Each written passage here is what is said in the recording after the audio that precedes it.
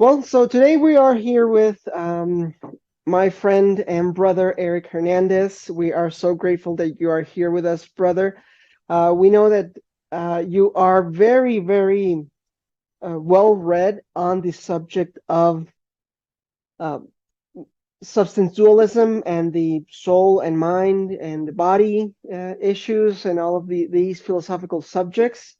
And recently we had an interview with Dr. Craig on the subject of Christology, and these touched upon questions related to um, the mind and the body, and then how all of this relates to Christ. So the Reasonable Faith chapter directors from Latin America had some questions, and since we know that you're some sort of an expert on this, and I'll ask you to speak a little bit about your background in a moment, we wanted to touch base with you and get your insights, get your thoughts, and so, well, if you could share something about your research with us so that we can be prepared to answer questions from other people at the church, which is the main reason why the Reasonable Faith chapter directors exist, right? But before we go on, Eric, if you'd like to share something about yourself with us, we would really appreciate it.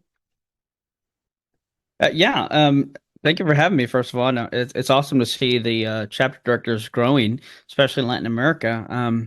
Blessings to you guys. Mucho gusto y gracias por tenerme con ustedes. Yeah, my name is Eric Hernandez. I'm the apologetics lead for Texas Baptist, which encompasses everything from hosting 3 annual, we call the unapologetic evangelism conferences, and speaking at conferences, at churches, doing trainings, and being on fine shows like this. And I Mhm. appreciate the compliments at the beginning. I wouldn't call myself an expert, but I definitely appreciate the compliment. Yes, I've read a few things about philosophy of mind, and it's been a focus of my ministry. And without going into the long story, essentially it's because it's how I got into apologetics. Again, to not go into all the details, my freshman year of college, one of my professors, well, both my philosophy professors were atheists. My second professor was an antagonistic atheist, and he gave an objection against the soul, and essentially, it was a really bad objection by the time, not even knowing what apologetics was. I thought it was, it was a decent argument, and it troubled me because we can get into this later because I'm sure it will come up. But I submit to you that if there's no soul, there can be no resurrection. And he argued there was no soul. And so, if what he was saying was true, this was the first time I heard an argument that, if true, would prove Christianity false, given that in 1 Corinthians 15, Paul argues if there is no resurrection, Christianity can't be true. And again, we can get into it later, but I would say if there's no soul, there can be no resurrection. And so it was for the first time in my life, again, hearing an argument that would, according to scripture, prove that my faith is in vain.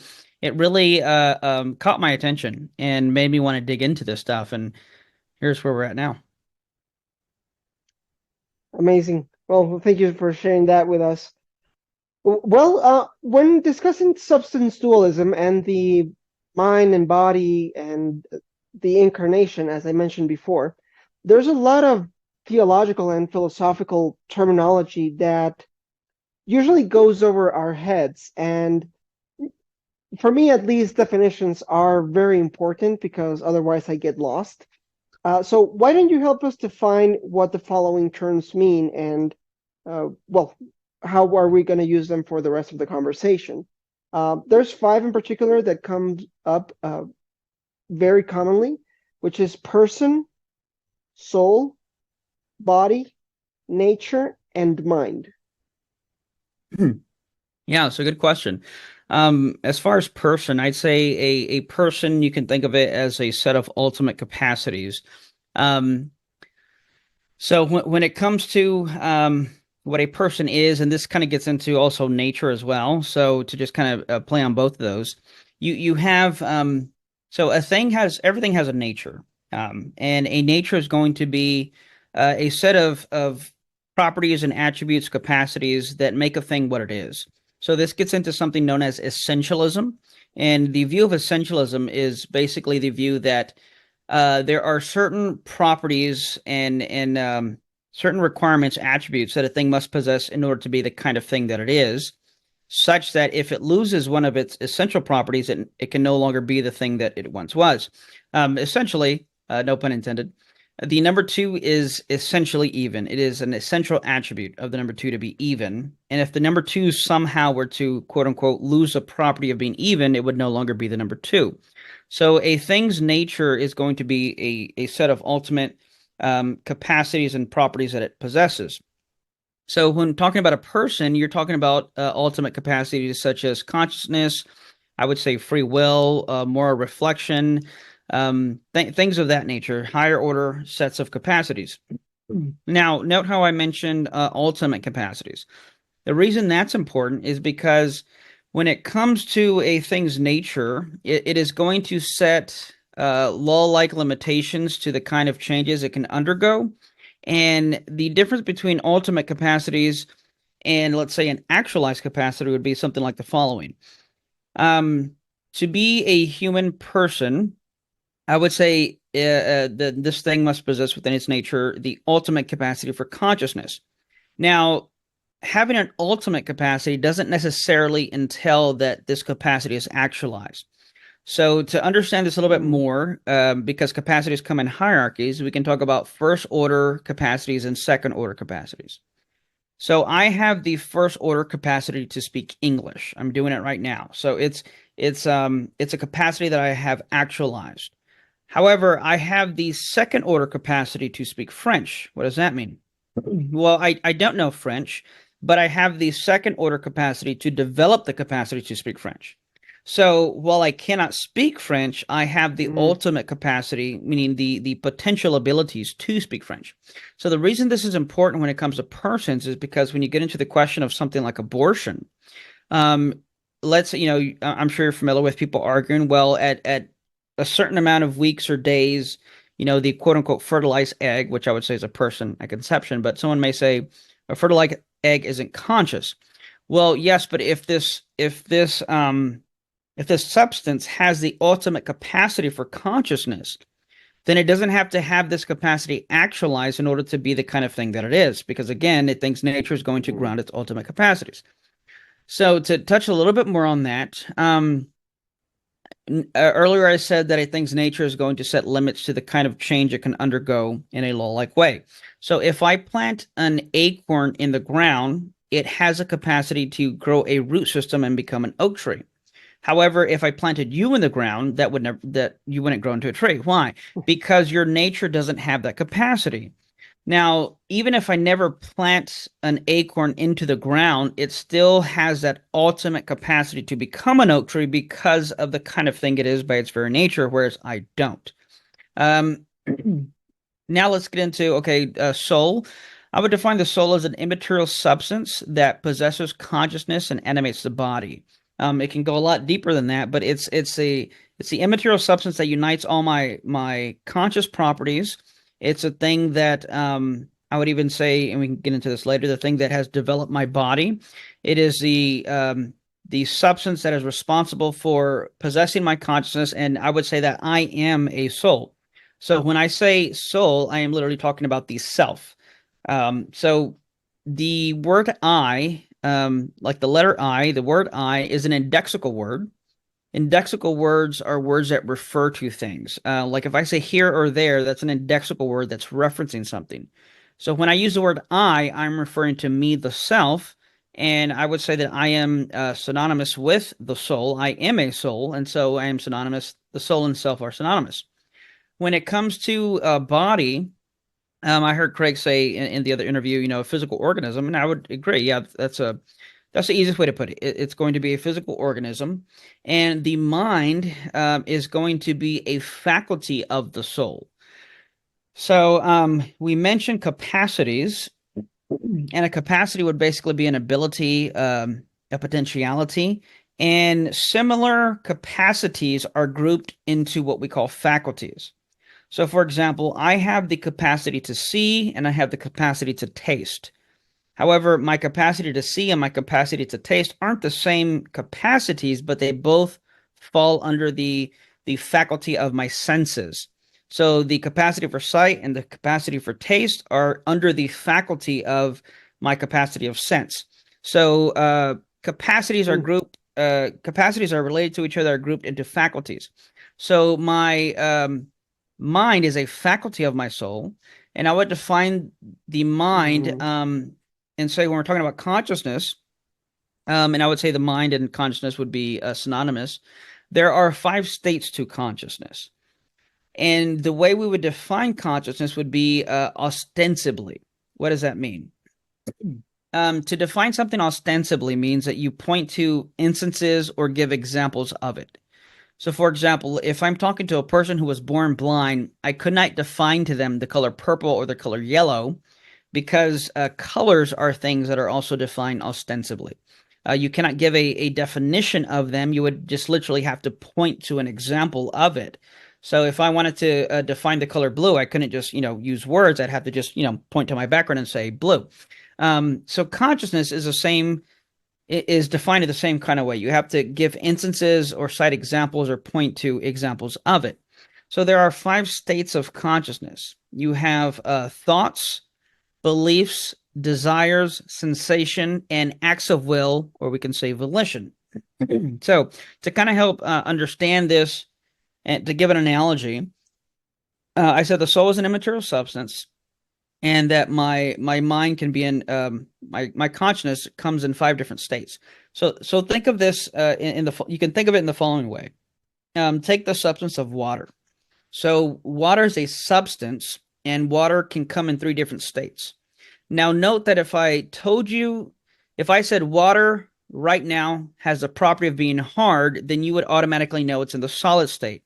And if I said water right now has the property of being wet, you would know that it's in a liquid state. So, consciousness are what we call kind defining properties, which means when you know the property of the thing, it alludes you to the kind of thing that is going to possess it. It alludes you to the kind of thing that it is. And I would argue that consciousness is immaterial, and by knowing the properties of consciousness, it alludes you to the kind of thing that must possess it. So again, the 5 states, going back to water, water as a substance can come in 3 different states, and if you know the properties that water possesses, then you know what kind of state it's in. When it comes to consciousness, I would, without going too deep into it, suffice to say that all the properties and states of consciousness are essentially going to point to something immaterial as its possession or grounding. If consciousness is immaterial, then we ask what possesses it. Well, we can all say that I possess consciousness. Namely, each person can answer the word I possess consciousness. And then it comes to the question, well, what kind of thing am I? And there's arguments that lead into what we call substance dualism, the view that I am a soul with a body. I am not identical to my body, but I am a soul that has a body, and I'm the thing that possesses consciousness. So it's not my brain that possesses consciousness. It's not my brain that has thoughts. It is my soul via the faculty of my mind that thinks, and that is the thing that grounds and owns all my mental states. And I know that was a lot, so feel free to push back or jump in anytime.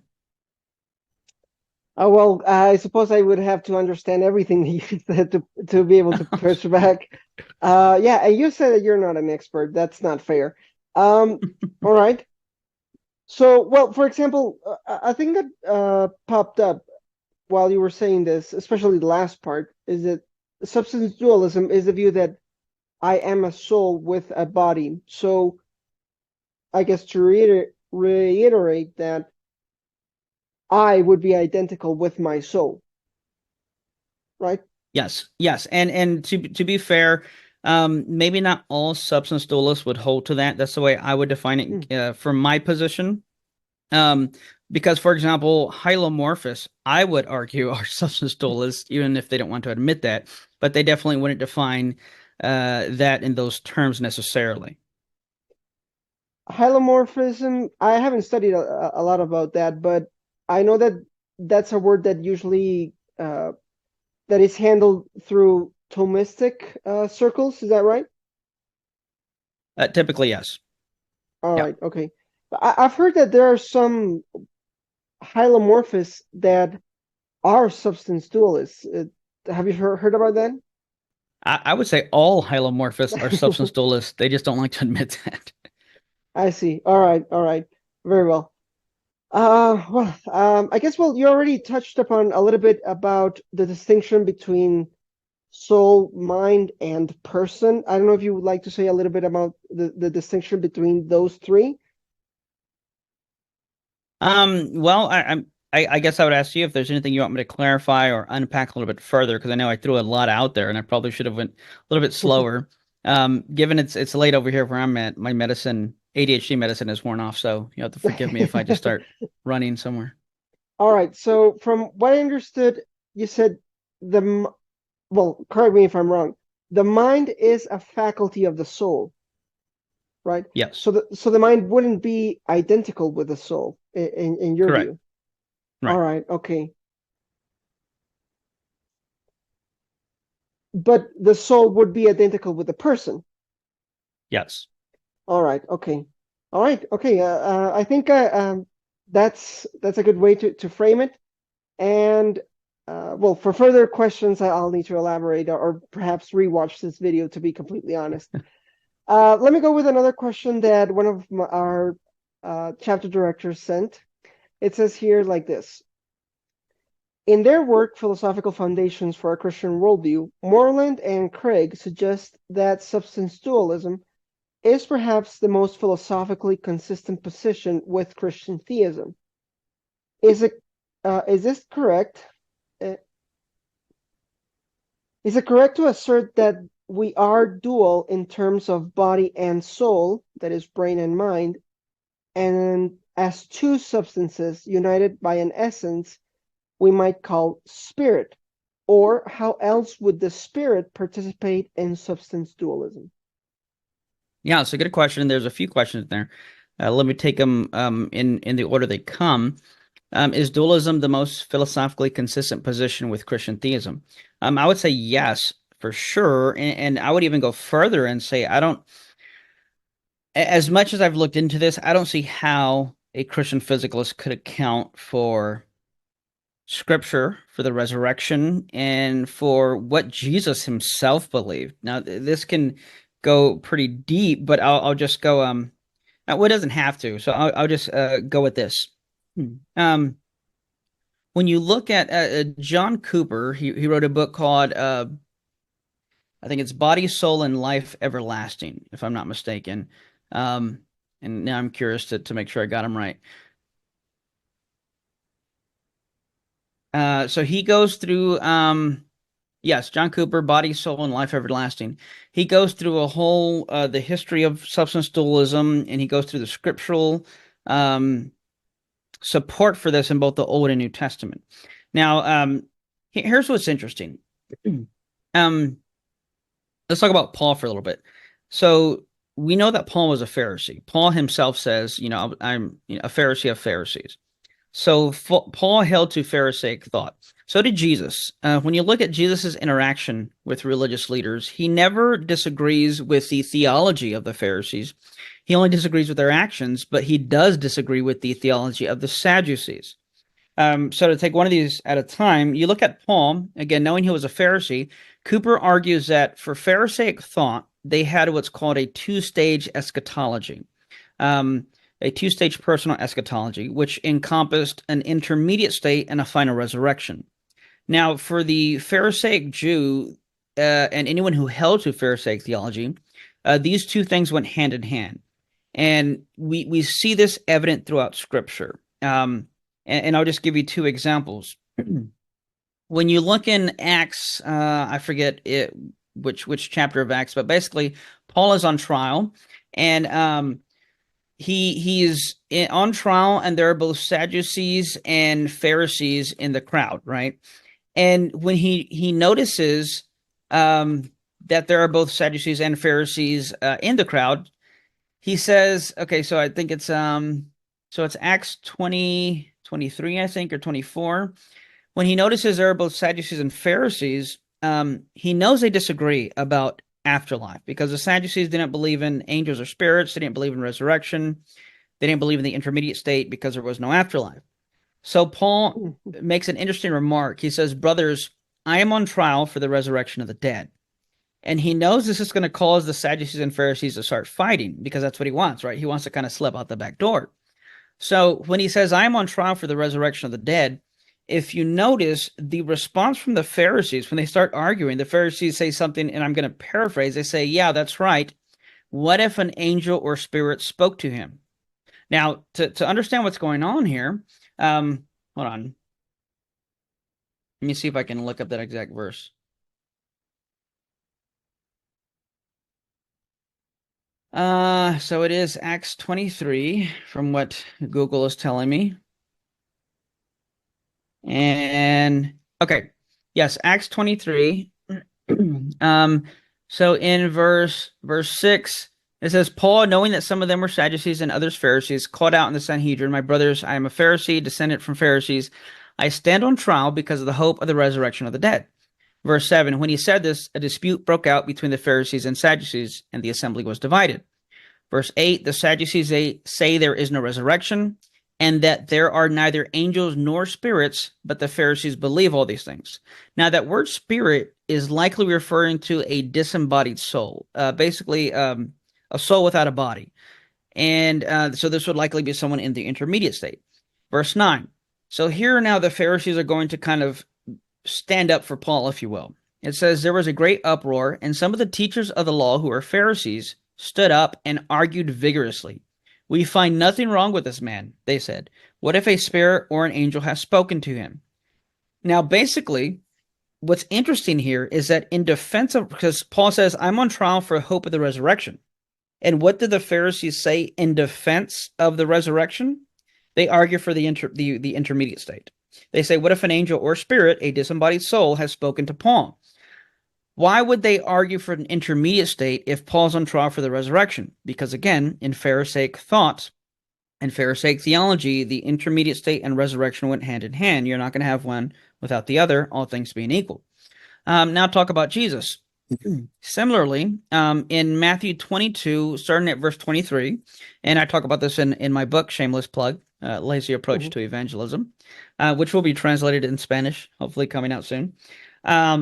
When the Pharisees come to Jesus to argue against the resurrection, they try to present a reductio ad absurdum against the resurrection and basically say, without going into all the details, basically say, Jesus, your view on resurrection leads to absurdity because you have issues with marriage. Whose wife is this woman going to be if she had 7 husbands on earth? Without going to all the details, because it's one of my favorite passages, because Jesus just destroys, like a logician, like a good philosopher, like a good apologist. He just destroys our argument. But then what he does next is he argues by using one of their verses, one of their favorite verses. He quotes Exodus 3:6 as a proof text for resurrection. Now, what's interesting is that Exodus 3:6 simply, what he quotes simply says, I am the God of Abraham, Isaac, and Jacob.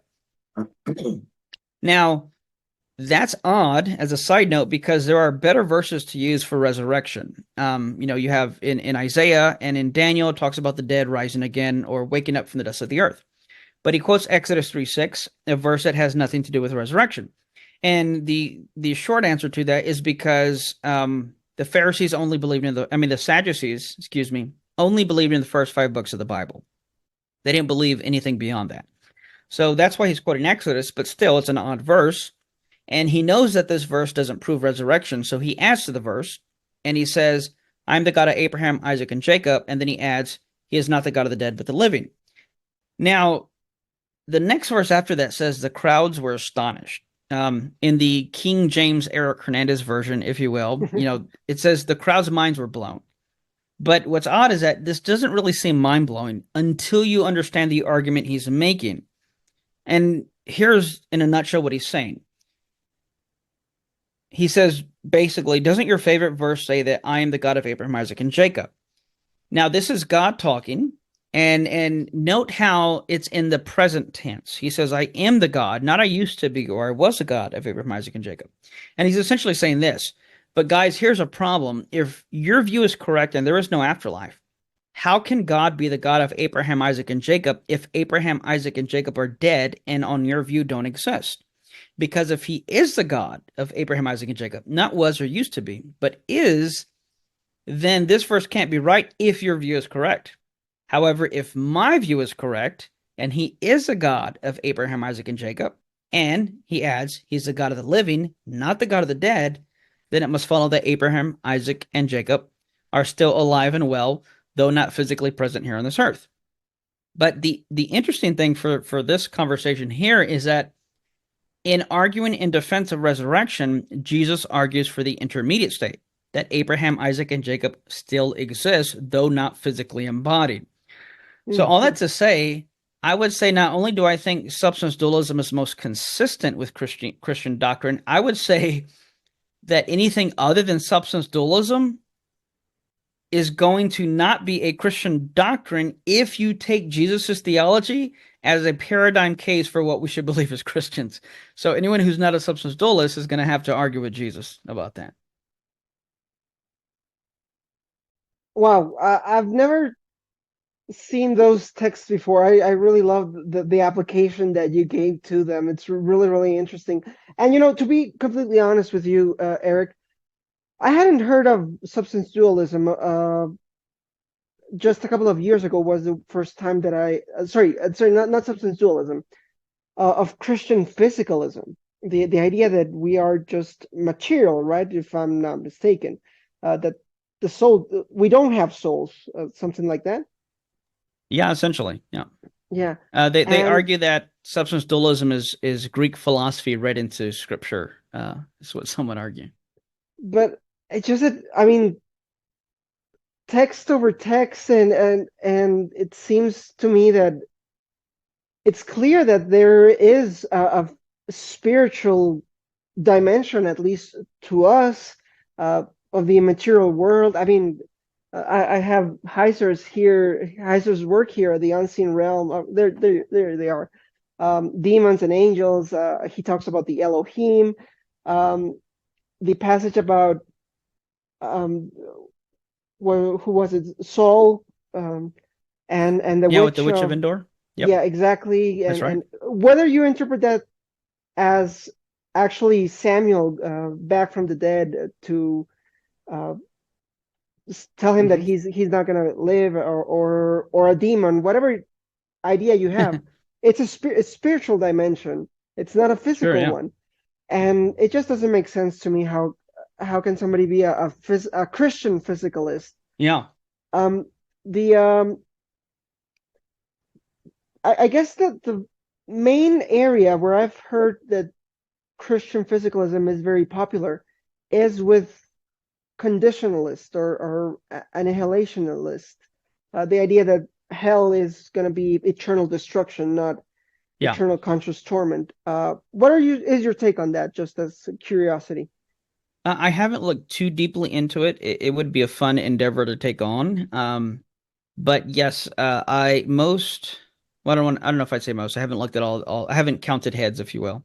But yes, a lot of annihilationists, or what they call conditional immortality, conditionalists are Christian physicalists. Now, what's interesting is one argument that I've heard, like I know Chris State has used this argument. I don't know if he still does, so I don't want to misquote him. But he argued that Jesus's penalty was death. It was a physical death, and if that was a penalty, then any other penalty he wouldn't have been able to pay, or something to that extent. But basically, he focused on the fact that it was a physical death. But the problem is that Jesus had an intermediate state, right? Jesus for 3 days was in an intermediate state, and if his death, burial, and resurrection is an example of ours, well, then he was conscious during those three days that his body was in the grave. On top of that, Jesus says, "Don't be afraid." Some will point to the verse, "Don't be afraid of the one who can destroy the body, but body and soul." Some annihilationists use that as a proof text, but I would say the Christian physicalist annihilationists can't use it as a proof text, because then you're talking about two different things, not just destroying the body, but body and soul. And there's just a lot to get into. One argument I've heard Moreland give that I thought was very convincing, because I think most of what Moreland says is convincing, as you know, he's my favorite, was that given that we bear God's image, we carry a certain intrinsic value to us, that Moreland argues that it would be immoral of God to destroy something that bears his image. So on the annihilationist view, it's a capital punishment, but you would have God destroying something that bears his image And Moreland argues that his image and things that bear his image are so valuable, he's not going to destroy them. All right, yeah. I've heard that argument before, and I think that's something that prevents me of fully embracing annihilationism. I still, as Tim Stratton says, I still hold it in my pocket as a resource to answer objections towards hell and eternal conscious torment. But yeah, I do position myself still in the idea of the traditional understanding of hell, if you will. Now, with respect to the last part of the original question, how would you understand the spirit and the interaction between the spirit and the body and the soul, or the brain and mind, if you will? Yeah. Sorry, I got excited about, talking about the scriptural evidence. Yes. Okay.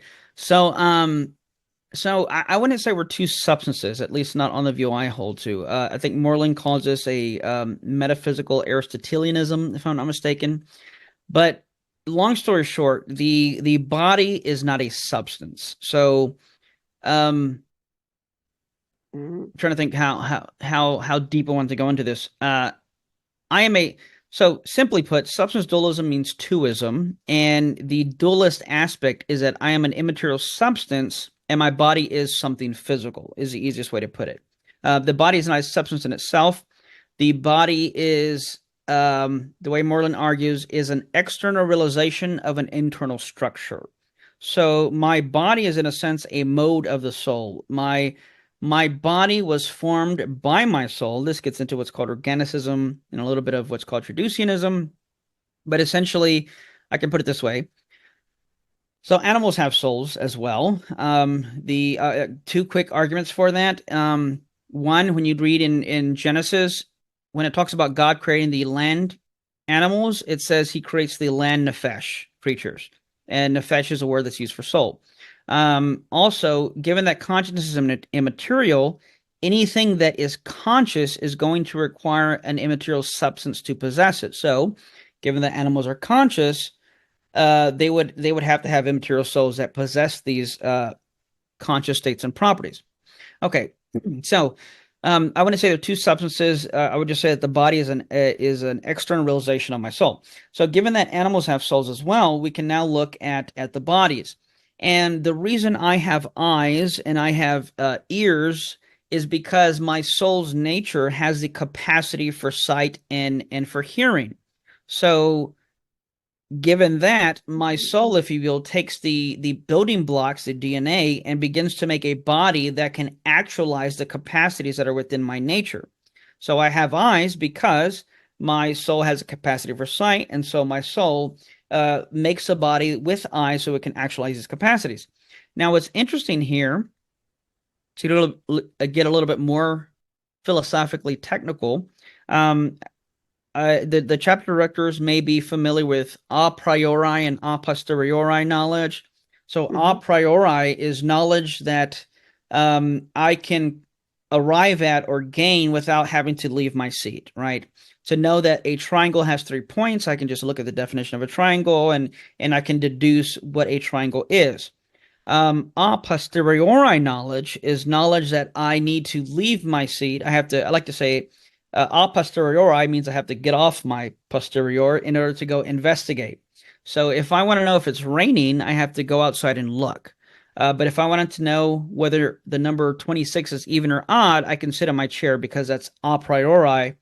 Prior to investigation, a posteriori means after investigation.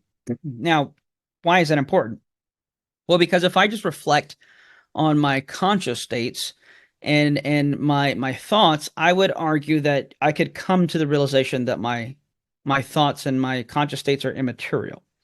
And however, when it comes to other things like what kind of souls do dogs have, I don't think it's something I can necessarily come to a priori. I would have to go and investigate a few things. And here's where the application comes.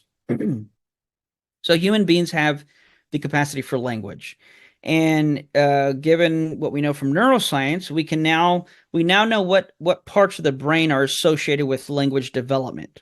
But if you're to look at a dog's brain, it doesn't have that part of the brain that is associated with language development. Now, this is exactly what you would expect on a dualist view of persons, on a dualist view of animals, on a dualist view of souls. Because if my body is a reflection of the kind of nature my soul has, then it would make sense that my brain has a certain part of it associated with language that a dog doesn't. What that tells me is a dog's soul must not have the capacity for language. So you can think of it kind of like this. If, again, to reiterate what Moreland says, the body is an external realization of an internal structure. So if I took a blanket and put it over an object, I won't be able to see the object, but I can look at the form that the blanket takes. And if the blanket is in the shape of, say, a chair, then I know, oh, there must be a chair under the blanket. In a similar way, by looking and examining an organism's body, it will give you an idea of what kind of a soul that thing has. And so when that was kind of a really long way of answering the substance thing. So it's not two substances. I am an immaterial substance and I have a physical body. Okay, what about spirit? So I would say the spirit is also a faculty of the soul. Let's talk a little bit more about faculties here. I've heard Moreland use the example of like a chest with drawers, right? Like take a dresser that has drawers. You have a sock drawer, underwear drawer, t-shirt drawer, pant drawer. So the soul has different faculties, and these are like drawers. I have the faculty of mind that has drawer with 5 states, and I have a faculty of spirit. Now, what is that? I would say that the spirit is the faculty of my soul through which I have fellowship and communion with God. So I don't think animals have spirits. So I don't think animals have that kind of fellowship and communion that we do with God. But again, that goes back to the nature of our souls. So because this typically comes up when we talk about this subject, some people ask, oh, so you deny the spirit? And I say, no, the spirit is just a faculty of the soul. And here's why. You have the dualist view. I'm a soul with a body. And then you have a trichotomous view that I am a body with a soul and spirit. The reason I reject the trichotomous view is not because I reject the existence of a spirit, but because I don't think this spirit is another substance. I just think it's a faculty of my soul. Let me put it this way. One way I explain this is by I ask a trick question. I ask people this. I say, what taste? Do your taste buds taste or do you taste? Now, the reason it's a trick question is because the answer is I taste by way of my taste buds, right? So my taste buds are the way through which I taste. Well, similarly, if I were to ask what praise your soul or your spirit, or what praise you or your spirit, well, the answer is I pray via the faculty of my spirit. Now, if this is a case, which I would argue that it is, then if I am a soul but I have a spirit as a distinct substance, then when my spirit, quote unquote, my spirit is praying, well, it's not me praying because I'm a soul. And if the spirit is a distinct substance, then who's that guy over there and who's he praying? Why is he praying? But if I'm a spirit and my spirit's praying, well, then what's my soul? What's that soul thing and who is that? So I think it unnecessarily complicates things. And yes, the Bible talks about soul and spirit, but the Bible also talks about heart, talks about face, talks about the stomach. So are you a five-cotomist? Am I a mind, soul, spirit, stomach, heart, etc.? No, it's easiest to see it as I am a soul, and within my soul there are different faculties. Among those faculties are a faculty of mind and a faculty of spirit and a few other faculties. So the spirit again would be a faculty of my soul. It is not a distinct substance separate from my soul. Wow, pretty interesting. I'm taking some notes here because it's so enriching here. I have three questions. Two questions that derive from what you just said, but I want to get to the questions of the chapter directors as well. But one specifically that I don't want to let pass is at the beginning when you were saying that our souls have the capacity, and I'm sorry if I'm not wording this right, but have the capacity of seeing, of speaking, and that's why our bodies have that or emulate that, if you will. I guess this connects very, very nicely with something that Dr. Craig mentioned when talking about the incarnation, saying that, and I'm paraphrasing here, don't take my word for it because I'm trying to remember his exact words, but he said something that his view on the incarnation, because the soul of Jesus is the soul of Jesus is the Logos, and because we were created in the image of God originally, humans were created in the image of God, then that must mean that God, or the second person of the Trinity, already possessed some faculties that at least are similar to human, or were, I don't know, potentially human, something like that. So that would mean that when Jesus became incarnate, his body expressed those capacities as well, right? Yeah, I'd say so. Yeah, so this gets into a lot deeper metaphysics, but yeah, I think Craig's right, and it's a view I've held to before I knew, before I heard Craig articulate his view. But yes, the way Craig words it is that Christ bought all the properties and the faculties that were, I don't know if he says faculties, but the properties that were necessary for humanity. So yes, given that we bear God's image, there is some overlap in the fact that, both us human beings and God have the capacity or faculty of moral reflection, of free will, of self-consciousness, of consciousness, and things of that nature. So yes, God had, prior to the incarnation, Jesus as a person had the prerequisite essential properties for being human. So yeah, you would, by the process of being incarnate, I think that brought to the fact that he had that human nature. Wow, interesting, interesting. Well, I guess that I'll need to explore this and rewatch this interview over and over again, because this would get into the model of Craig of Apollinarianism, and the difference between the Neo-Apollinarianism that he has. Let me see. Francisco wrote down the logos as the archetypal humans is what Craig refers to. Yeah, I think I've heard him say something like that. All right. Okay. How much time do you have, Eric? I didn't ask you at the beginning. Oh, I go don't ahead. know. We're good. All right. Okay. Um, let's see. The next question reads like this: assuming a dualistic position, if mental states are deeply correlated with brain states, how can we tell if any activity pertains to either one or both states? Well, I would say as long as the person's alive, um, then yeah, you have the brain states correlating with mental states. Now, I would also say this is a two-way street, and here's what I mean by that. Um, so take something like what was called the God helmet, where what some neuroscientists did was they asked some religious people to pray, and they looked at what parts of the brains were being activated when they prayed. And they said, "What do you feel?" And they said, "I feel that God's in the room," or whatever. So they looked at those parts of the brain that lit up. And what they did was, after kind of making enough correlations, they made this God helmet, and they put the helmet on atheists. I think even Richard Dawkins wore the helmet one time, and they Mhm. lit up those parts of the brain, and they asked the person, "What do you feel?" And the person said, "I feel like there's someone in the room." But they said, "But I know there's no one in the room. I know there's no God. I think it's just you doing that with the helmet." And what that showed was that by stimulating certain parts of the brain, you can recreate an experience, if you will. Now, of course, and I talk about this in my book as well, but of course, it's ridiculous to conclude, therefore, there's no God.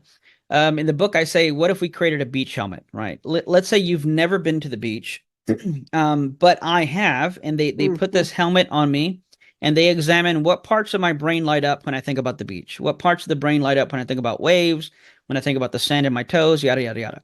And then I put the helmet on you, and even though you've never been to the beach, if they can stimulate those exact regions of your brain, you will feel sand between your toes. You will feel the waves, crashing against your body, but you wouldn't conclude from that, therefore, beaches don't exist.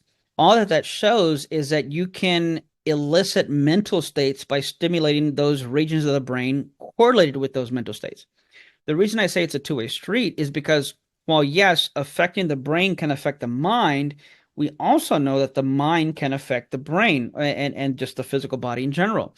To give a kind of an overview, like a big picture example, we know that when you stress, when you tend to stress and worry a lot, it can actually create ulcers. It can create sickness.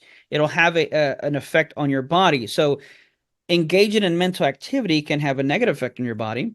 We also know through what's called cognitive behavioral therapy and the insights into what's called neuroplasticity. Mm-hmm. We know that by engaging in mental activity, you can actually rewire the chemistry of your brain. There's a book by Jeffrey Schwartz. I think it's called "You Are Not Your Brain," and he's one of the leading researchers in OCD therapy, patients with OCD, and he has this prescription, if you will, this process where, in a nutshell, he gave his patients gave them this 4-step process that anytime you have these obsessive compulsive thoughts, here's what I want you to do. You pause and you analyze what's going on, then you relabel the problem, you identify what's happening, and then you begin to kind of think differently against the thoughts that your brain is inducing. Because people with depression, anxiety, and OCD, they have these biologically determined sensations within their mind that is caused by the chemistry of their brain. While I don't have anxiety myself, I do have ADHD, but not anxiety. I can somewhat sympathize with what a person like that may be feeling, and this happened to me one time after I had this nightmare. And I think, excuse me, I think it was like a nightmare of like Lamb Chop, that puppet, the kids show. I don't know why I was having this dream, but like this Lamb Chop puppet from this kids show was trying to kill me. Anyways, I wake up and I realized, one, it was just a dream. Two, Lamb Chop doesn't exist. And as I get up to go to the bathroom, I notice I am still afraid. Like I am terrorized. Like I could feel the fear within my body, and I kind of like objectively stepped out, if you will, and thought, why am I still afraid? I know it was a dream. I know puppets, don't try to kill people. And it dawned on me that it's because, well, whatever chemicals my brain released of fear, they haven't flushed out of my body yet, right? They're still kind of lingering around. And it took a few minutes for those feelings to leave, because those chemicals that were released that induced fear in me were still present in my brain. And even though I knew I was okay, I knew it was a dream, I knew I was safe, I still felt a real sensation of fear. And I can imagine this is what people with anxiety or depression feel like. They have anxiety and they can't control what they feel. But what Jeffrey Schwartz has shown is that you can control how you think. So if you begin to counteract the thoughts that your brain is inducing in you, and he actually has a brain scan picture where the patients, what their brains look like before the therapy, the cognitive behavioral therapy, and like a month or so later, I forget exactly how far, he took another brain scan, and it showed that the area associated with the OCD was actually minimized. And it showed that the brain was able to rewire itself. So again, this is a two-way street happening. And of course, I can't help but throw in there, this also would have to assume that we have a libertarian freedom, namely the ability to be first movers, to transcend the physical influences of our body. Even though we may have biological determined thoughts or sensations or desires, given that we are souls that transcend the physical, we can override those and choose to act counter to them. So whenever, yes, I would say when there are things going on in the brain, there's going to be something happening in the mind. But I would also say that using your mind to counteract the thoughts that your brain may induce can also change the chemistry of the brain. Well, I have heard something like that as well from Kirk McGregor, because he has OCD or some type of OCD as well, and he has shared that about neuroplasticity and stuff like that. It's really, really interesting. It's really, really cool to hear something like that. Thank you. You mentioned something at the beginning, and it brought to my attention, or brought to my memory. I don't know if you've seen the TV show, the Netflix TV show, Three Body Problem, because they actually it's a science fiction TV show, and they actually generate this helmet that is created by extraterrestrials that when you put it in is some sort of virtual reality. And one of the characters actually says when he's in some sort of video game, like he reaches out to grab some sand and touches it and smells it and even hits a guy. It's really funny that scene. Hits someone and he feels the pain in his hand uh, because that machine created by aliens was stimulating his brain areas to make him feel that he was actually doing it, when in reality he was not. So it was pretty interesting. It was a good illustration. Yeah. Yeah, no, I haven't seen it because I only watch Christian movies and shows. So no, I'm joking. No, that sounds interesting. What is it called? The three body problem. I'm gonna have to check that out. It Yeah, sounds like they read my book and or yeah, I got it from that. I forget what scientist it was, but yeah, there's a thing called the God helmet. And mm, yeah, that it sounds like they're familiar with that as well. maybe I've heard that it was based on a trilogy that President Obama really loved. And I actually got interested when I saw the TV show. It just has one season right now. I believe that they're going to be doing more seasons. But once I saw that, I put it on my reading list. Hopefully I'll get to it soon. But yeah, it's just really cool. Let me see here. Let me take one of the other questions. Okay, I think you already touched upon this one, but I don't know if you'd like to expand on it. It says like this: if persons are entities that have volition, emotions, and rationality, can we say that we are persons from the time that we begin to exemplify these elements?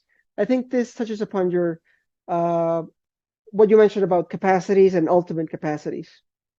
Yeah, that's exactly right. You don't have to exemplify them to be persons. You just have to possess them as ultimate capacities within your nature. All right. This is a two-part question, and bear with me a little bit. It says like this: Christian theology holds that after death we continue to exist consciously and retain our memories. Neuroscientists assert that memories are stored in the brain. From a dualist perspective, how is the persistence of memory in the soul explained? What role does the brain play in memory? And where should we say memories are stored? In the brain, in the mind, or in both? Yeah, I would say they're stored in your mind, and your mind again is a faculty of the soul.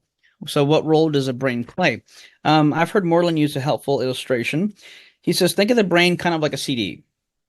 If I were to get a CD and if I were to like zoom in, it has certain grooves. Almost, or you can even think of it like a record, a vinyl disc. You know, there's certain grooves. You know, like with a vinyl disc, it's a little bit more easier to imagine because you put the needle on the disc and it starts to play given the grooves on the disc.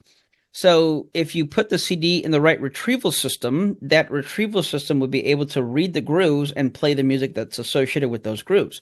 I would say the brain's the same way. In fact, habits are created in a somewhat literal sense by digging grooves in your brain, and that's how habits are formed. The more Hmm. you continue to do a habit, the deeper that groove digs into your brain, then it becomes like second nature. Then you begin to do this without even thinking about it. And the reason you're still responsible for this in a libertarian free sense is because you're the one that dug those grooves in your brain to begin with, because you started that digging Okay. process. So like a drug addict, every time they do this, it's a kind of like Pavlov's dogs, conditioning, where a certain stimulation elicits a certain reaction or is associated with the reaction, so much so that they become connected that that stimulant will elicit that same reaction. So while embodied, our brain is like that CD that while embodied, yes, we're going to rely on those grooves within our body. And that's why when you affect certain parts of the brain, you will affect certain things like memory, because while I am in a body, though I am a soul, I am confined to the limitations of what my brain and body can do. This is why the resurrection will have glorified bodies. And speaking of the incarnation, this is also how I think, in part, Jesus was able to be quote unquote limited in his human nature given his omniscience, because I don't know the exact number, but I'm just, throwing this out there.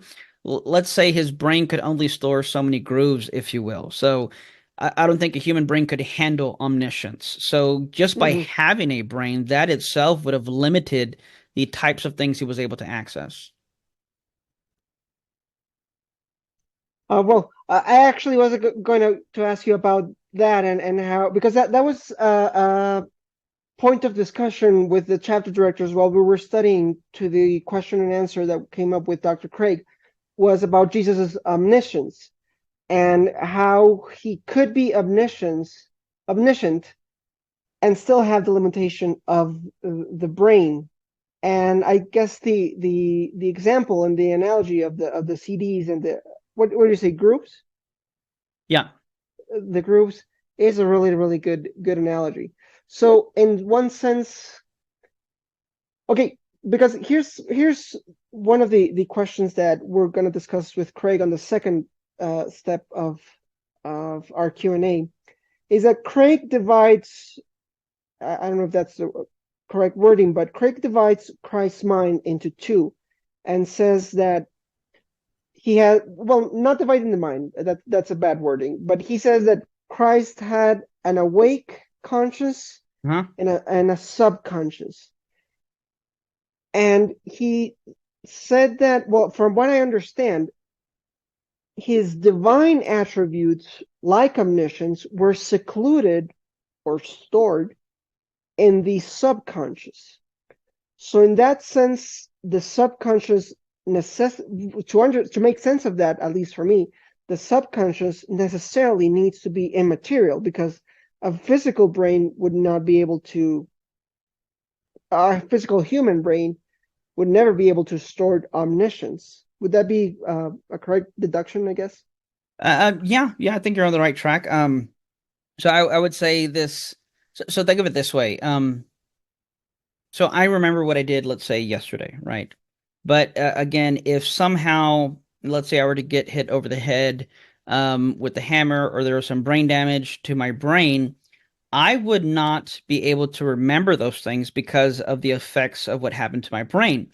But if I were to die that very minute, then I would be disembodied and I would be able to recall those memories that I had. So I think even, you don't even have to go to the example of Christ. You can just talk about us and,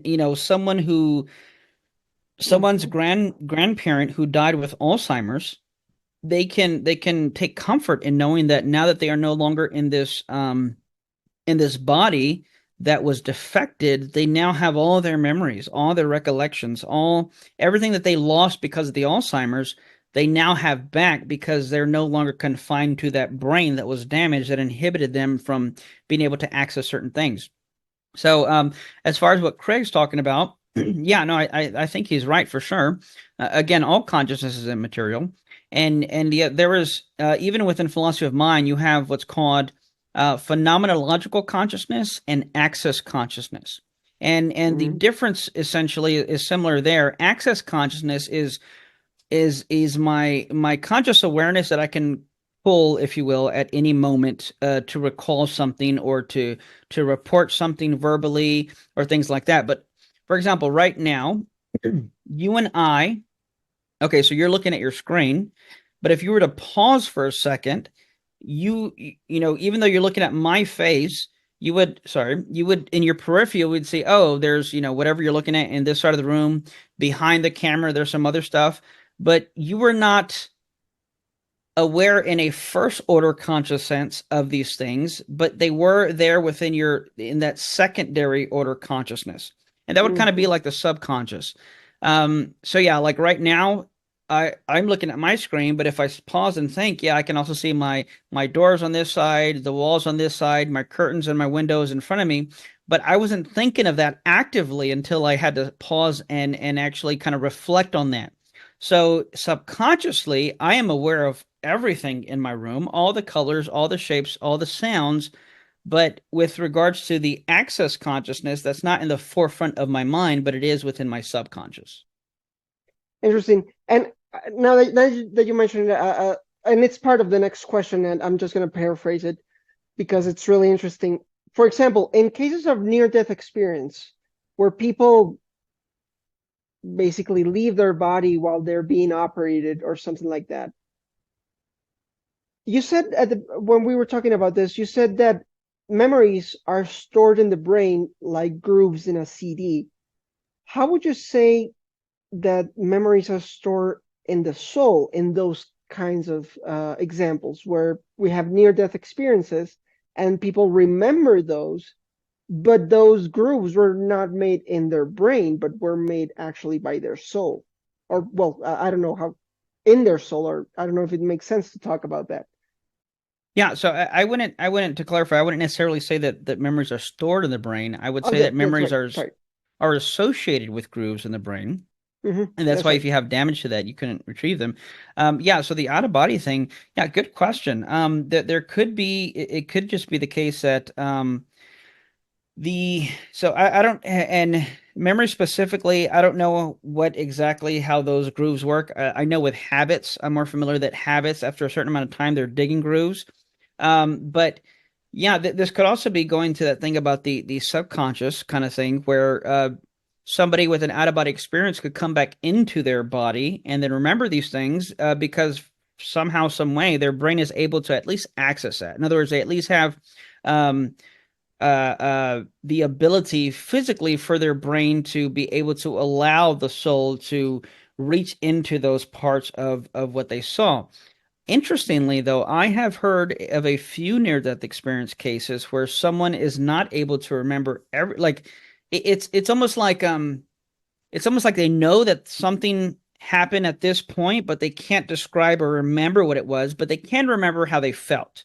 And they'll say, like, I felt, this, I felt peace, I felt love. Mm. Like one guy said, like, he talked to Jesus, and Jesus is like, the guy's like, I have so many questions. Jesus is like, what do you want to know? And he asked him a lot of questions, and he said, Jesus answered all my questions. And he says, but I can't remember the answers. So yeah, so it could be that yeah, some things you can remember a sentiment, maybe how you felt. You can remember some of it, but yeah, I think some of those details may not be accessible. But and it may be due to the limitations of the brain that the person has, and it could also be that God somehow miraculously permits certain things to be remembered, and may even hinder some things from being remembered as well. Awesome. Well, now that we are on the subject of consciousness, the next question is about that. What is the nature of the subconscious and how does it relate to the soul? Is it possible for the soul to act within our body to produce actions, decisions, or words of which we are not conscious? Yeah, I don't know what that would mean, given that, on my view, I am a soul. So the Mm, question is essentially asking, is it possible for me to act within my body to produce action desires of which I'm not conscious? Um, at mhm. face value, I'd say I don't think so. But if the person is referring to again something like habits, um, then sure, but it would be something that you were responsible for in the beginning. Going back to the drug addict or something, right? If the drug addict continues to do this drug and every time they do this drug they feel this way or something, they may begin to kind of like second nature automatically do something without having to be consciously aware of what they're doing. Um, or it can even be something like muscle memory. I used to wrestle in high school. And so, there were some drills I would do all the time, repeatedly, repeatedly, so that like if someone were to come up from behind and try to hug me, like I would immediately grab their wrist and like, grab their arm to try to like, break out of it. But it's more muscle memory. Now, I don't necessarily have to be consciously aware of the fact that I'm about to do that, but I have disciplined my body so much so that it becomes like a reflex, I guess is what I'm getting at. So in one sense, I don't think the soul is going to act within my body to do things that I'm not conscious of. But if the person is talking about like a reflex that I've conditioned myself, or even, I was a drummer as well, certain things that kind of second nature reflex if I'm drumming or wrestling, then yeah, I suppose you could say that that could happen. But it only happens because at one point I was consciously aware of doing this, and I trained my body to get to the point to where I don't have to think about it before I do it. It just becomes a reflex for me. All right. Okay. Okay.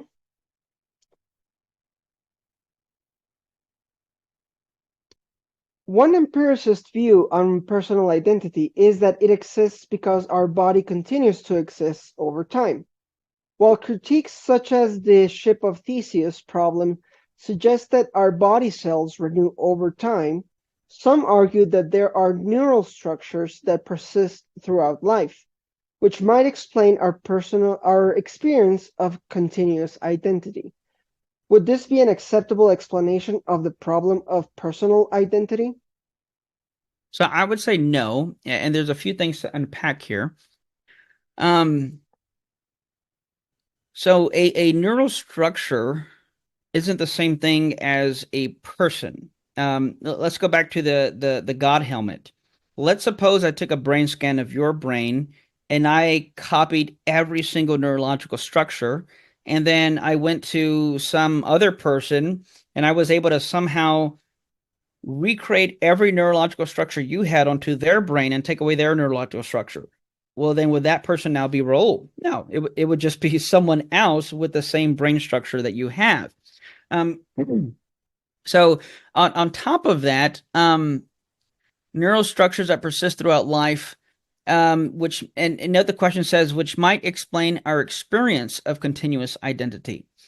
This also kind of plays into there is a memory view of personal identity, because essentially physicalists have like three broad ways, maybe four ways of trying to account for identity through change. One is that the same body view, but this question here kind of argues, well, we know that our cells renew and whatnot.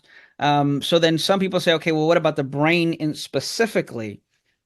Well, I would say no, because again, I think it's the same problem, because um, while we may not renew our brain cells, I mean, clearly we can add new neurological structures or take away neurological structures, or you can have brain surgery that removes a part of your brain.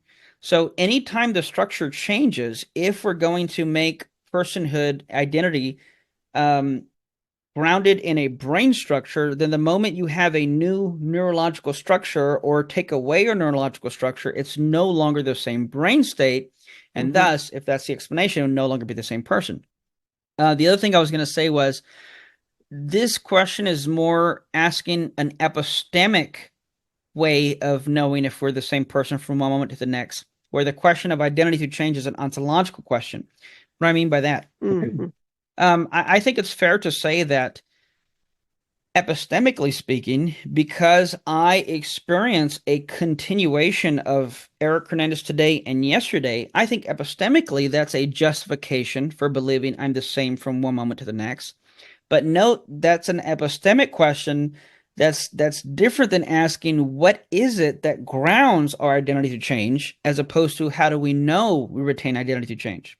So why the experience of continuous identity may satisfy an epistemic condition for being justified in assuming I am the same from one moment to the next, that does not answer the question of how ontologically speaking that can ground identity to change. Wow. As I mentioned, I'll need to rewatch this interview several times to wrap my mind around it, because it's pretty interesting, and I'm fascinated about how deep this discussion goes. I appreciate a lot your time. I'm just going to ask two more questions. I want to be respectful of your time as well, Eric, but I don't know if you're open to this. Next week, we're going to do the second part of our questions with Dr. Craig, and we haven't reached all of the questions that we wanted to ask you today. If possible, we can schedule something, another session of Q&A to discuss perhaps Craig's responses and your thoughts and some of the questions that we weren't able to reach today, if that's okay with you. Yeah. All right, so the two questions that I wanted to ask were specifically related to the incarnation. And I think I asked this question to Craig. I think I agree with his answer, but I'm not sure if I'm fully satisfied by it. Well, on his view, I think he has the same view as you, that I am my soul that has a body. And from what I understood from Dr. Craig is that in the incarnation, Christ, or in his view, Jesus is truly human because he assumed a body. So then his soul was attached to a body, and his soul had a body. But the question, and it's dual, it's a dual question, I guess.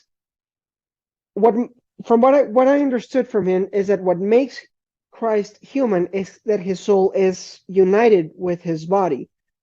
But in the death on the cross, his soul gets separated from his body.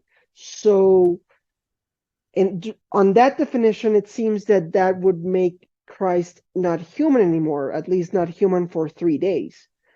And that would throw us in a heresy, I believe, and a very strange view. In a similar way, if we are human because we are souls with a body, with a human body, when we die, we are also separated from our bodies. So do we stop being human there? And Craig's response, I'd like to hear your response on that question or objection to the incarnation.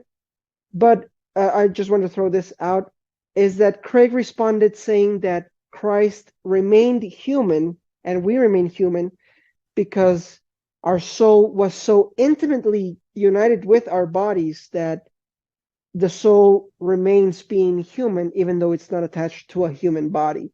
I kind of understand where he's going, and the intricate and personal and profound and ontological, if you want, ontological way the soul unites to its body. But I'd like perhaps a more fleshed out explanation on this. I don't know. What are your thoughts on this? I don't want to. Yeah, good question. I think Craig's on the right track. I just think maybe he doesn't unpack it enough, or maybe go further enough, because I think this gets into what I mentioned earlier, organicism, and I would even throw in traducianism. So what do those things mean? Um, on the traducian view of the soul, there are two views of the origin of the soul, and I'm going to just oversimplify. On the creationist view of the soul, and not to be confused with young Earth creationism, this is metaphysics. On the creationist view of the soul, when a fertilized egg, when an egg becomes fertilized, God puts a soul, if you will, or zaps a soul, if you will, into this embryo, and then it becomes a human being. On the traducian view of the soul, my soul is in part arises out of the sperm and egg uniting because, as Moreland argues, biological tissue has what's called soulish totipotentiality. And here's why this relates to a traducian view of the soul is let's take a starfish example. If I were to take a starfish and sever one of the starfish's arms, that starfish arm has the ability to become an entirely new starfish. So note you have reproduction without any kind of sexual reproduction. When you look at an embryo, there's this process known as twinning where the embryo splits and now you have two babies from one embryo.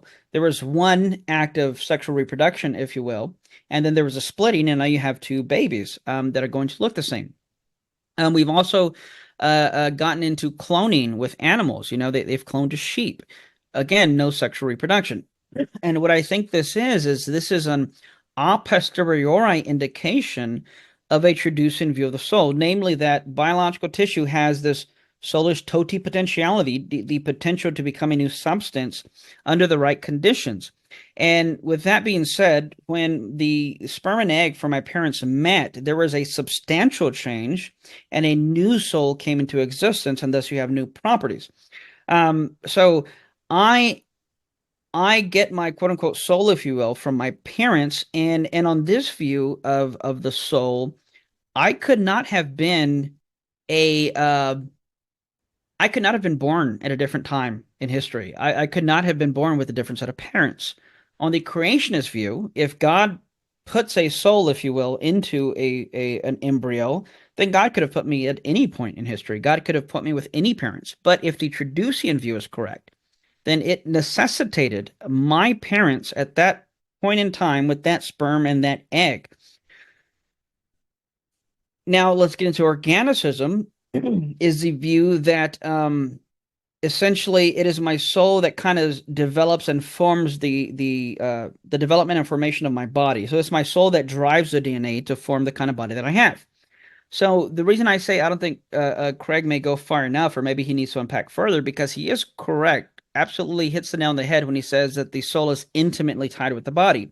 I think that intimately tied, it carries a lot of weight in that if the Traducian view is correct and organicism is correct, then one of the reasons Christ took on that human nature is because there was something about, however it was miraculously conceived, there was some part of Mary, I would dare say, that similar to regular reproduction, you have Mary's DNA going into the development of this body, and you have the human nature and soul of Jesus right there at the moment of, I don't know if I'd call it conception, but this would be pure speculation, admittedly. My point being is that Mm, on one more thing to kind of help explain this, on the substance dualist view that I hold to, and on really substances views in general, the whole is going to be prior to the parts. What do I mean by that? mhm, To briefly distinguish here, and again, we're getting into some deep metaphysics here. You have substances and you have what are called aggregates. What's an aggregate? An aggregate is a collection of separable parts held together in a certain structure. So, like this mouse that I have is an aggregate, right? It has separable parts, but it's the parts and the structure that give it its identity as a mouse. Um, for aggregates, the parts exist prior to the whole. So, in other words, if I were to take off this ball here, it would still be a ball independent of the mouse. If I take a tire off a car, it maintains its existence and identity as a tire independent of the whole. So, for aggregates, the parts exist prior to the whole and independent of the whole. For substances, the whole must exist prior to the parts. Aristotle argued that if I cut off my arm, it will lose its identity as a human arm, which is evident by the fact that in a few days it decays and ceases to exist. What that shows us is that the parts of my body are dependent, and they get their identity and existence if they're connected to me, the substance as a whole. Why is that mhm, important? mhm, Because at reproduction for everyday humans, even though I would say it's simultaneous, ontologically speaking, me, the soul as a substance, must be ontologically prior to any type of biological body that I possess. So, like when people sometimes ask, well, when does at what point does the soul enter the body? And I say, on my view, that's the wrong question, because on my view, the soul must exist prior to the body. I think this is part of what it means to be human, is that we are naturally tied with a specific body in an intimate way that a that body is a result of a some type of a physical process that you have the soul coming to be and then beginning, so that's Traducianism, and then beginning to form the body. This is now organicism. So I think in virtue of the fact that mm, Christ, human nature, and that soul begin to form the body, I think right there indicates you have this human nature. And given that this is how his human nature came into existence, and that he had a body and this soul was intimately tied with the body, much like ours is, then it's in virtue of that fact that at least epistemically we can say yes, that whatever that thing is, if you will, this person possesses a human nature. So this is where I think he gets it right, that if I were to die right now, I would exist disembodied. But the reason I don't lose my human nature, I'm still human, because the way in which I this nature came to be was through this process of my soul being intimately tied with this body, and this body specifically. So I've talked with Moreland about this, and he thinks that those Freaky Friday cases where I switch bodies with my dad or mhm, something like that.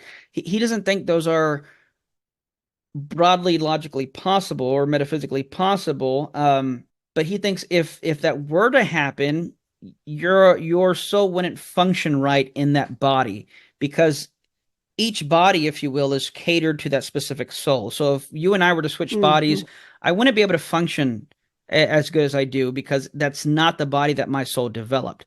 So the fact that Christ had a body that his soul, that his human nature, that soul developed is part of what gives us the epistemic understanding that he has this human nature. So that when I die and lose this body, I maintain my humanity because um, I am a being that is naturally tied to a body, and this is how my body was formed, not by zapping into it, kind of like because I know you asked Craig about demonic possession.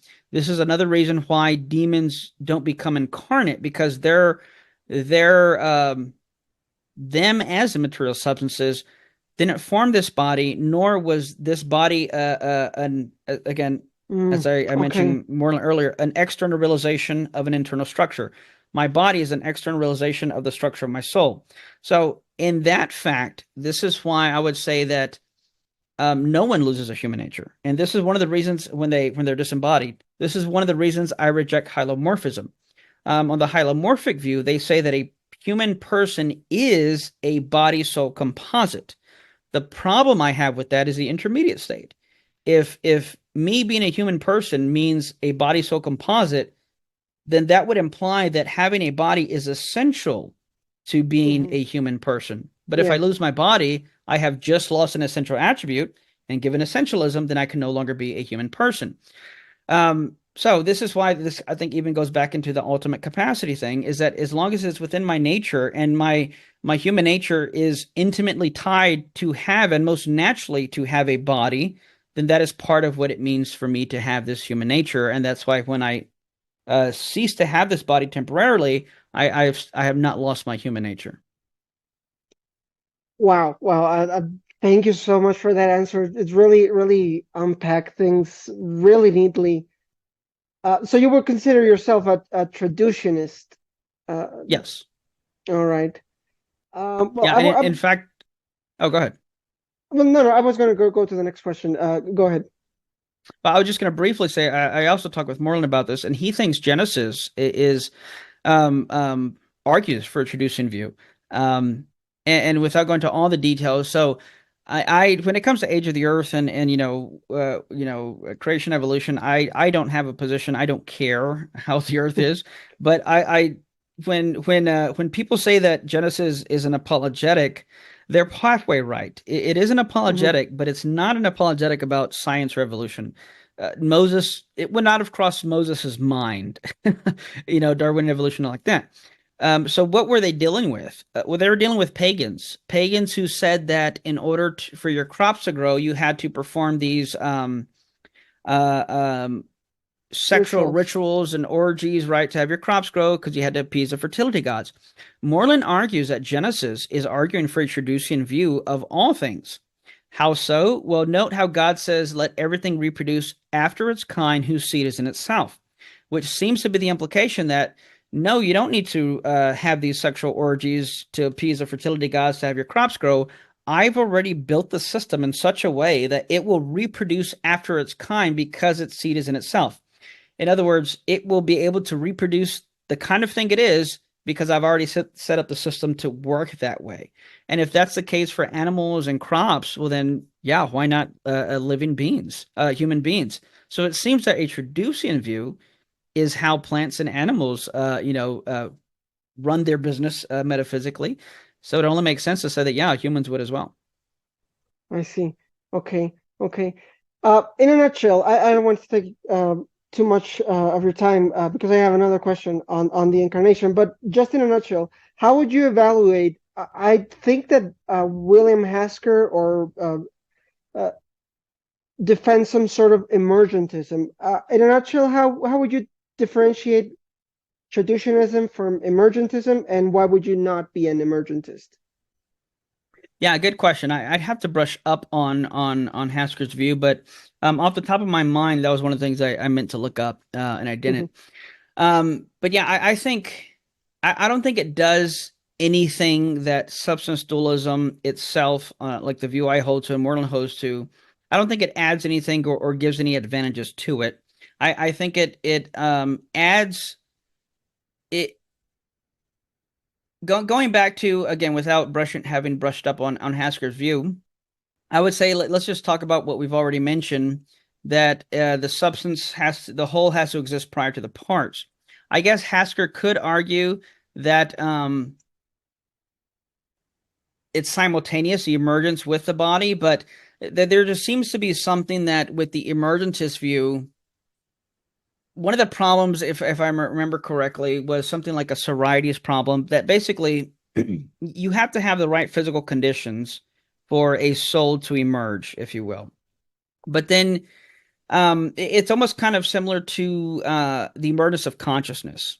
Now, what I appreciate about Hasker's view is that what's emerging is a substance, not just consciousness, because physicalists who claim to be emergentists would still technically be property dualists. That the brain is physical, but the mind is immaterial, but the mind emerges from a physical rearrangement of the brain or something like that. Well, one is, I don't think rearranging physical matter is going to produce the emergence of a soul, unless there is something already there to begin with. So on the Traducian view, you already have soulish totipotentiality within these biological organisms. I'm not sure what Hasker argues. Like I said, it's been a while, but think of it this way: if I take 100 red Legos, how many do I add or take away, and what arrangement do I give them in order to get the color blue? Well, you're not. You're not going to get the color blue by rearranging red Legos, because the color blue is not the kind of thing you get from rearranging Lego bricks. I think there's a similar problem with, well, I know with consciousness, it's a similar problem. And I think by saying, well, what if we emerge not consciousness, but an entire substance? I still think you have similar problems there. At best, one could say that God has arranged it in such a way, but I don't know if I don't see any support for that. And then at that point, it just also seems to kind of just be ad hoc, if that makes sense. All right. Okay. Yeah, I'm not an expert on Heiser's view either, so it might be something we'll need to research. Okay, last question, I promise. When answering the question about Neopollinarianism, running the risk of mixing or blending the two natures of Christ, because the Logos is the rational mind of the human soul of Jesus, Dr. Craig answers that he wants to keep distinct the divine nature and the human nature, because the body-soul composite is contingent and it begins to exist, so that is the human distinct nature. But the soul that makes up the divine nature is not merely human, it's at least human, but it's more than human. So Dr. Craig makes this distinction between being merely human, as us, and being truly human, that Jesus was truly human, but he was not merely human. What do you think that difference entails, or what do you think he's getting at? I don't. I'm trying to think if I remember him talking about truly human, but I think when he talks about merely human, what I would say he's essentially getting at is I can be trying to think. I don't even know if there's a good analogy to it, but I am okay. We can say I am Hispanic, but let's say my son, who is Hispanic, and my wife's Caucasian, so my son's Hispanic and Caucasian. So we can say that my son is Hispanic, but he's not merely Hispanic. He's also Hispanic and Caucasian. So in other words, I think by saying merely, what I think Craig's getting at is Jesus meets all the essential attributes, properties, and faculties required to be human, but it's not to say that those properties that it takes to be human is all that he is. He has the properties for being human, but he's not merely human. He's also divine as well, because it's the same person, the same substance possessing these things. And this is why you have one substance, one soul, Jesus, one person, one self, possessing two natures. So to say that Jesus possessed a human nature, yes, but we can say yes, but he didn't possess merely human nature. He also possesses a divine nature as well. So that's how I understand it when he says merely human. It's his way of making the distinction that yes, he's human, but he's not just human. Love the analogy as well. That was beautiful. Eric, thank you so much. It's been almost an hour and a half. Thank you so much for your time. I really appreciate it. And honestly, I've learned a lot today. It's a lot of food for thought, definitely. Glad to hear that. No, thank you for having me. Time flies when we're talking about substance dualism.